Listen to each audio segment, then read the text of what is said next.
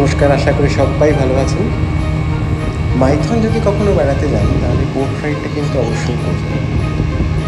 মাইথনে পৌঁছে যাওয়ার পরে ড্যামের কাছে যখন পৌঁছবেন তখন দেখবেন যে এখানে বিভিন্ন ধরনের বোট রাইডের জন্য কাউন্টার রয়েছে। এখানে দরাদরি করার কোনো সিন নেই, এখানে ফিক্সড রেট চার্ট সামনেই আছে।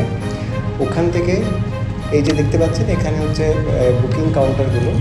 এই বুকিং কাউন্টার থেকে টিকিট কেটে লাইফ জ্যাকেট বেঁধে তবে এই স্পিড বোটে চাপতে হবে। ম্যাক্সিমাম রাইড আপনারা করতে পারেন আধ ঘন্টা, এবং সময় হিসেবে এখানে টাকার হেরফের হয়।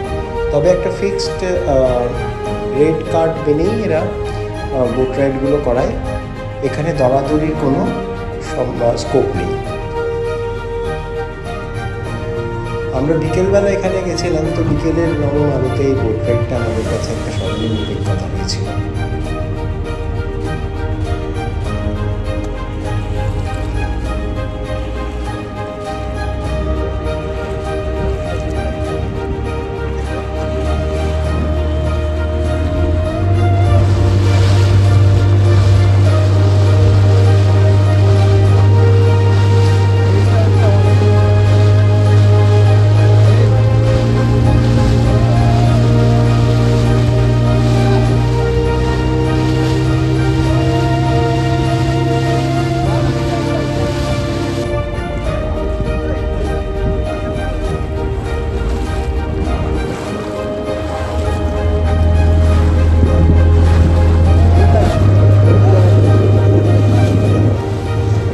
জলের রঙটা লক্ষ্য করছেন, একদম গাঢ় সবুজ, ঠিক যেন সমুদ্রের মধ্যে আমরা বোট রাইড করছিলাম। আর মাঝে মাঝে এমন বড় বড় ঢেউ আসছিল যে একটা সমুদ্রের বোট রাইডের একটা অনুভূতি মনের মধ্যে জেগে গেছিল। অসাধারণ অভিজ্ঞতা।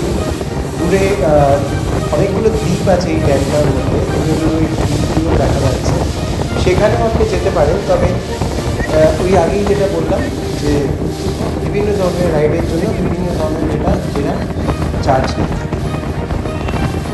আমরা যেটা করেছিলাম সেটা জাস্ট একটা আইল্যান্ডকে ঘুরে আমরা চলে এসেছিলাম।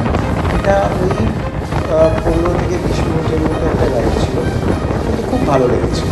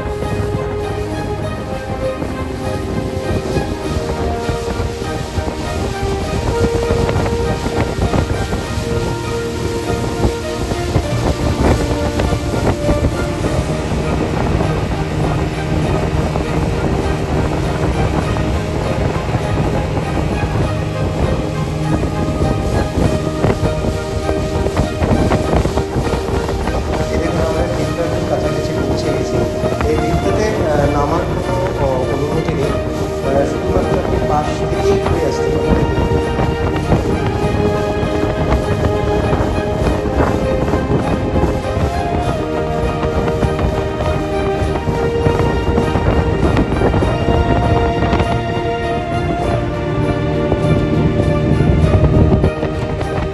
সবাই মোবাইলে ছবি তোলা ব্যস্ত, কারণ সবাই চায় এইসব বিচিত্র অভিজ্ঞতাগুলোকে জীবনের স্মৃতির খাতায় আমন্ত্রিত করে রাখতে।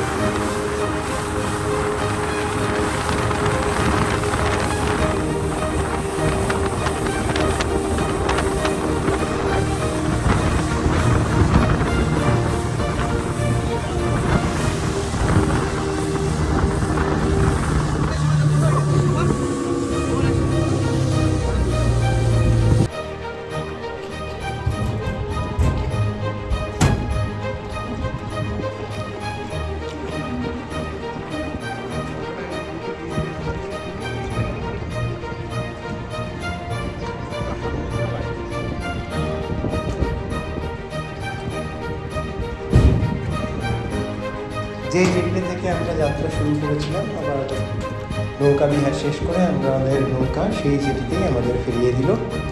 এবার ফেরার পালা।